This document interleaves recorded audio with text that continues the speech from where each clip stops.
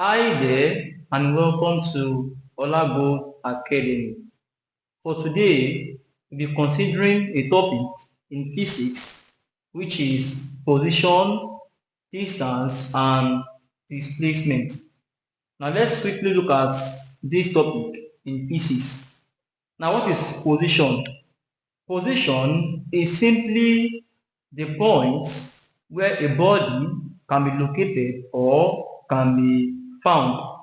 Position is simply the point where a body can be located or can be found. That is position. He said position is the point position is the point where a body can be found or located. So it's a point where a body can be found or where a body can be located. For instance now, we are asked to find the position of a particular point P. Let's say we have point P, and we have to find the position of point P. In physics, you can locate the position of this point by using a cardinal plane. I repeat, in physics, you can locate the position of a body by using a cardinal plane. So I can draw this way. So I can locate the position of this point by using this cardinal plane here.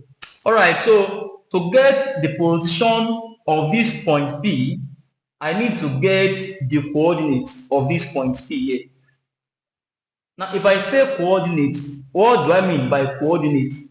It means the distance of point P from O along the y-axis and the distance of point P from O along the x-axis. So this is the y-axis, and this is the x-axis.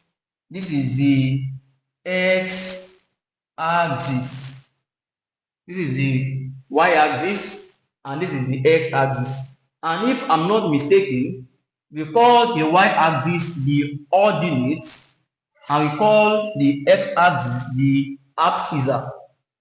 So I said that to get the position of this point P here, we need to get the distance of point P from O along the y-axis and the distance of point P from O along the x-axis. That is how to get the position of this point P here by getting the coordinates. So if I should trace this point P to the y-axis, I will have my y1 here. And if I should trace the position of this point P along the x-axis, I will have it this way, and I will have my x1 here. I will have this here. I will have this. So it means that the coordinates of this point P will now be x1 and y1. So this is the coordinates of this point P. So I can get the position of point P by getting the coordinates of point P. That is the distance of point P from O along the y-axis and the distance of point P from O along the x-axis. So I have this as a position of point P by using a cardinal plane. Alright, let's say I'm to locate the position of point A. Let me say locate locate the position of point A having a coordinate of 3 and 5. Let's say I'm to locate the position of point A having a coordinate of 3 and 5. What do? I'll just get a cardinal plane. This is the y-axis, and this is the x-axis. So I have this. Now, one thing that should be noted is that this side here is the positive y-axis, while this side here is the negative y-axis. This side here is the positive x-axis, while this side here is the negative x-axis. So we have positive y, negative y-axis. This is the positive x-axis, and you have the negative x-axis. So we have this. All right, I'm asked to locate the position of point A having these coordinates of 3 and 5. Now, one thing that should be noted is that this 3 here belongs to the x-axis, and this 5 here belongs to the y-axis. So x will come first before y. So let's say I'm having my representation on this graph here. Maybe let me say I'm having my, I'm not using a graph book here. So let me just say I'm using 2 centimeters for 2 units. So let me say I'm having this. This is 0, this is 2, this is 4, and this is 6. This is 6. All right, so let me say here also, this is 2 here, this is 4, and this is 6 here. I'm going to locate the position of point A. All right, so now where is 3 along the x-axis? 3 should be between 2 and 4, so it will be around this side here. Now, where is 5 along the y-axis? 5 should be at the middle of 4 and 6, because before you have 6, you have 5. 4, 5, and 6. All right.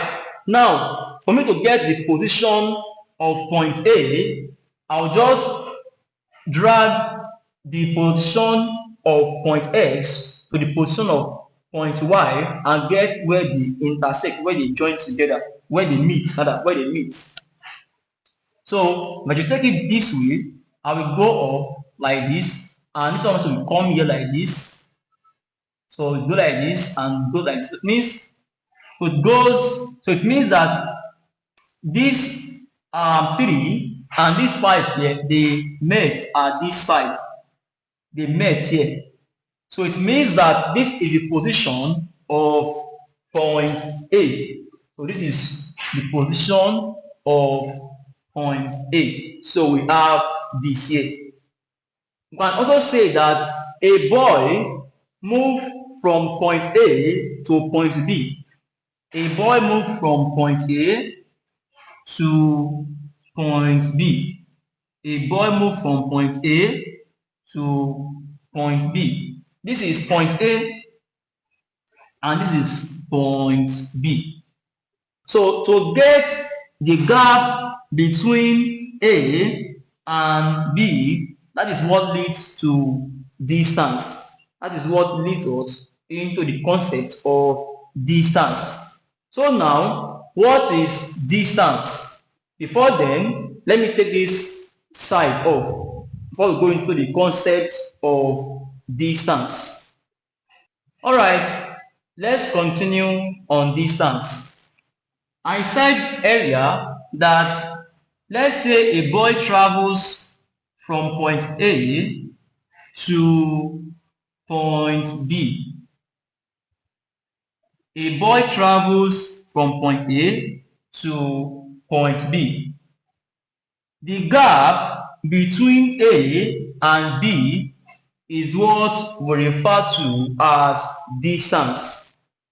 The gap between A and B is what we refer to as distance in a practical sense. Moving from one point to another point, the gap between that point and this point is all referred to as distance. So now, how do we define distance? That is distance. Distance is simply the total path covered by a body in a given time. I repeat, distance is simply the total path covered by a body in a given time. Distance is the total path covered by a body in a given time. So we have this. Distance is the total path covered by a body in a given time.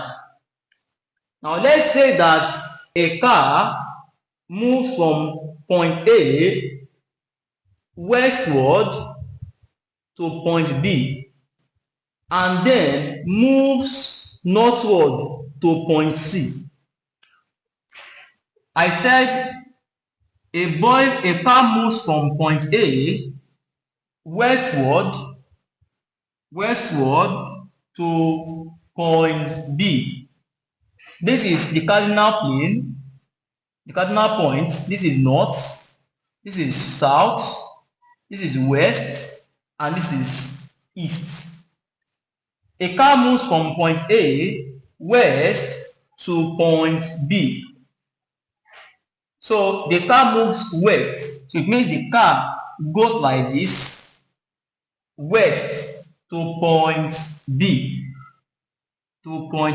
So we have this. A car moves from point A west to point B.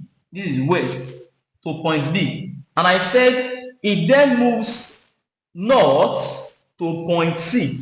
It moves, where is north? North is up. It moves north to point C. This is point C here. This is north, point C. Now what do we notice is that this car moves from point A to point B and then moves towards to point C. So we can assume that the gap between A to C is the total path covered by the car, meaning the gap from A to C is the total distance covered by the car. Let's say the body moves from point A to point B.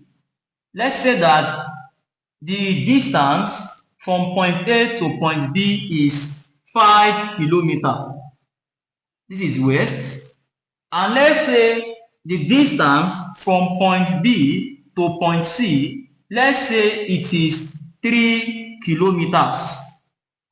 Let's say it is 3 kilometers. Right here, we are having 5 kilometers and we are having west, which is the direction. We are having 5 kilometers, which is the value, and we are also having west, which is the direction. So it means that the distance plus the direction is what we refer to as displacement. The car moves from point A 5 kilometers west to point B.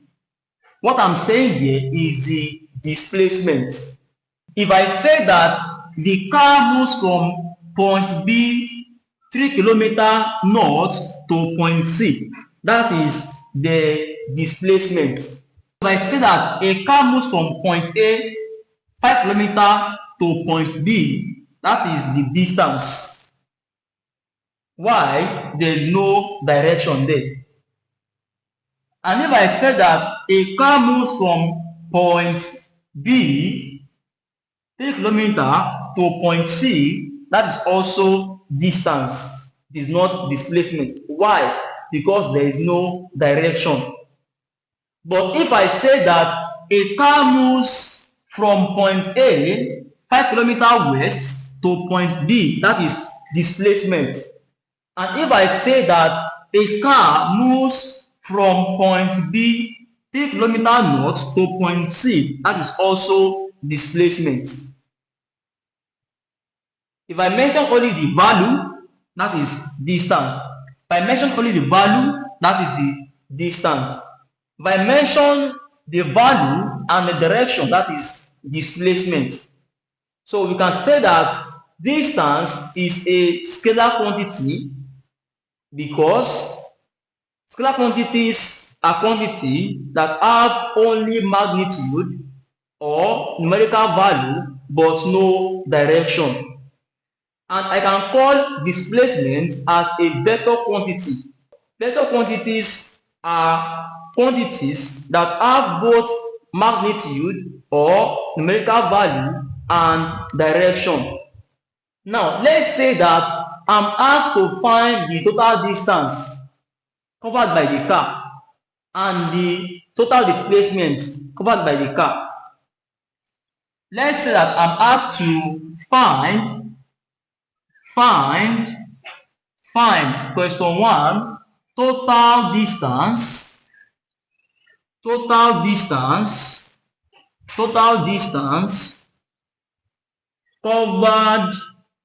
by the car, and I'm also asked to find the total displacement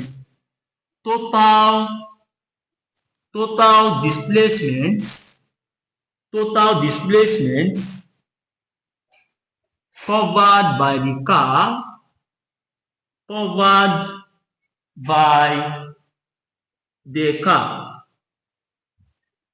Question 1 now.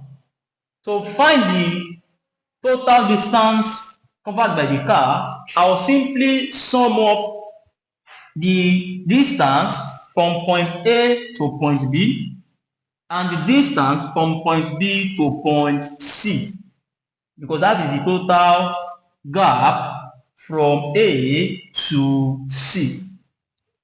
So total distance will be equal to AB plus BC. That will be AB plus BC. Point AB from point A to point B is 5 kilometers. So we have 5 kilometers. Plus from point B to point C is 3 kilometers. So I have 3 kilometers. Total, I will have 8 kilometers as the total distance covered by the car. I will have this. Alright, question 2 now. Question 2 asks me to calculate the total displacement. How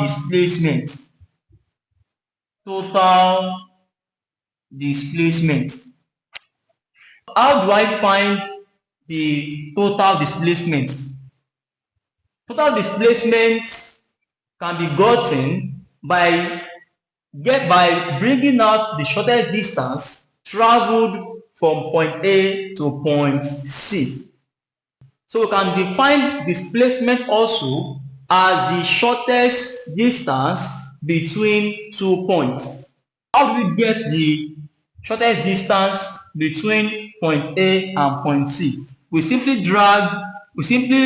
bring a line between A and C, and this is the shortest distance between A and C. Now, I need to find this side here.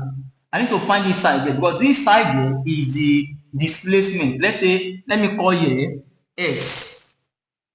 Let me call here S. How do I find this side here? If you check this diagram carefully, we will see that this diagram resembles a triangle.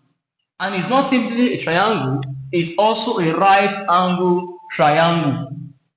To get this side of a triangle, how do I get it? By using a Pythagoras theorem. Because this side is the hypotenuse side. Now, what is Pythagoras theorem?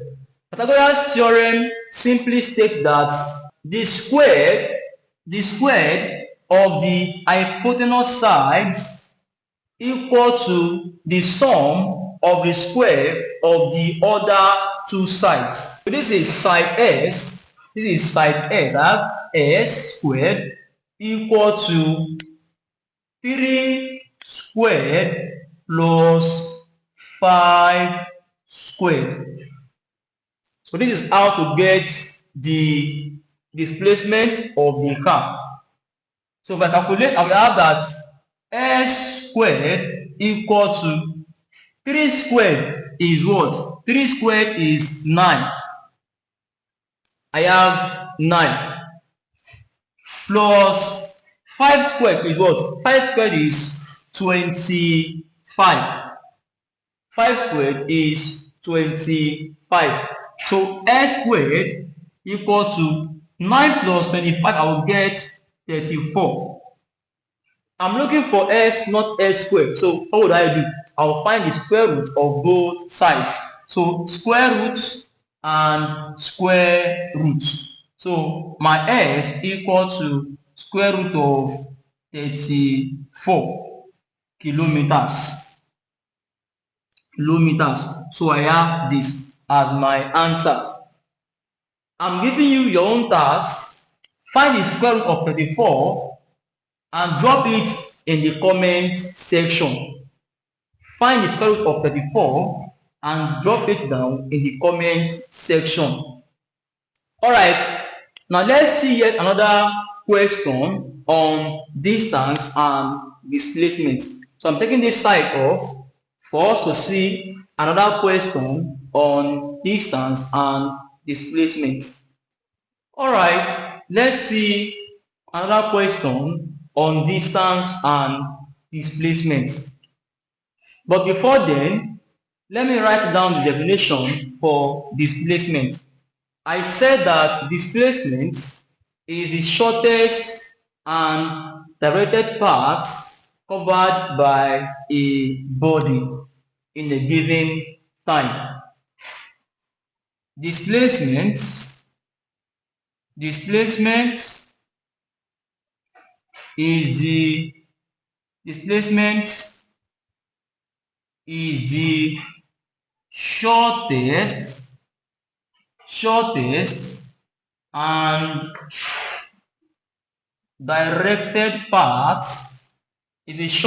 and directed path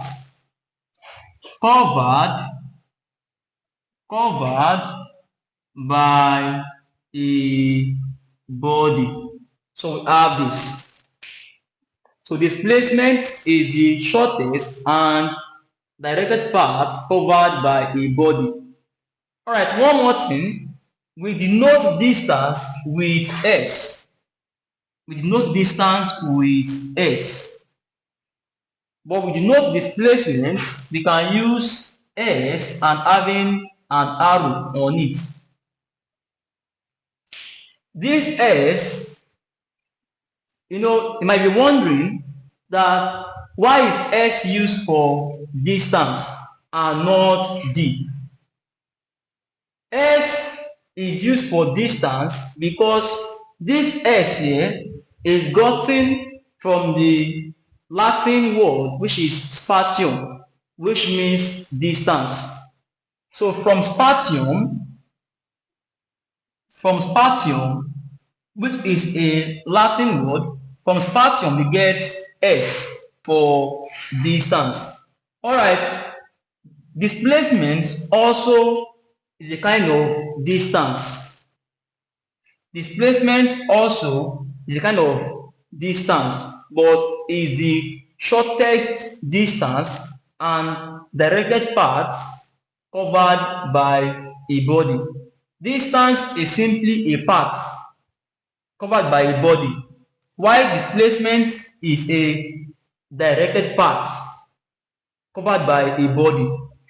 So we denote displacement also as S because it's also a kind of distance.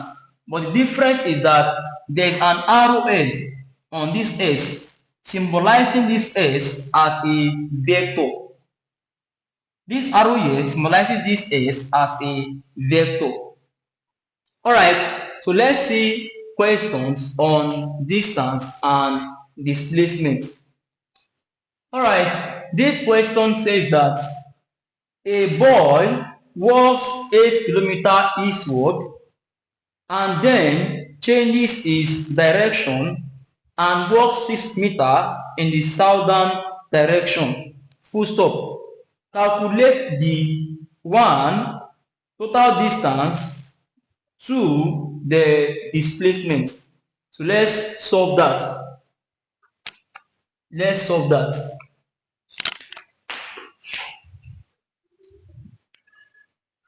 Solution now. Solution. The question says that a boy walks 8 meters eastward. Let me draw the cardinal point first. This is north, this is south, this is west, and this is east. The question says that a boy walks 8 meters eastward. Now, where is eastward? Is it walking towards this side or towards this side? Obviously, it's walking towards this side because this side is the eastern direction. So we have a boy walks eastward. Let's say this is the point from where he walks. He walks eastward and eastward, and then okay, it says that a boy walks 8 meters eastward. So he walks 8 meters eastward and then changes his direction and walks 6 meters in the southern direction. Where is south? Here is south. So he walks meter? 6 meters in the southern direction. He walks 6 meters. Walks 6 meters. And the question says that calculate the total distance. So question 1 says total distance. Total distance. So how do you find the total distance? What do? We simply add up 8 plus 6. So total distance equal to 8 meters plus 6 meters. That will give us 14 meters. So we have this as our answer for the total distance of the boy. He walks from here to here and then walks from here to here. So the total distance is 14 meters. Alright. You see, the second question says that calculate the displacement. So question 2, calculate total displacement. Total displacement. So I said that displacement is the shortest and directed path covered by a body. So how do we get the shortest path covered by this boy here? How do we get it? We simply get here, from here to here, will simply give us the shortest path or the shortest distance of the boy. So the shortest distance of the boy is the displacement. The shortest and directed path covered by the buoy is the displacement. I repeat, the shortest and directed path covered by this buoy is the displacement. And how do we find that? By using what? Pythagoras theorem. Because here is a because this shape here is a right angle triangle. Now let's find the displacement. So to get the displacement, that will be d squared equal to 8 squared plus 6 squared. So I have this. So d squared equal to 8 squared is what? 64 plus 6 squared is what? 36. So the total d squared equal to 100. So now we are looking for d, not d squared. So what do we do? We find the square root of both sides. So square root and the square root. So the square root of this, d squared equal to d. And the square root of 100 is 10. So 10 meter. 10 meter. So the buoy's displacement is 10 meter. I'm going to give out this question to be your assignment, to be your own task. So solve this question and drop your answer in the comment section. The question says that a boat travels due east at a length of 40 meters across a river flowing due south at 30 meters. Question 1. What is the total distance? Question 2. What is the total displacement of the boat? Solve your question and drop the answer in the comment section. So this is OLAGOLD Academy. Thanks for watching, and I will see you in the next class.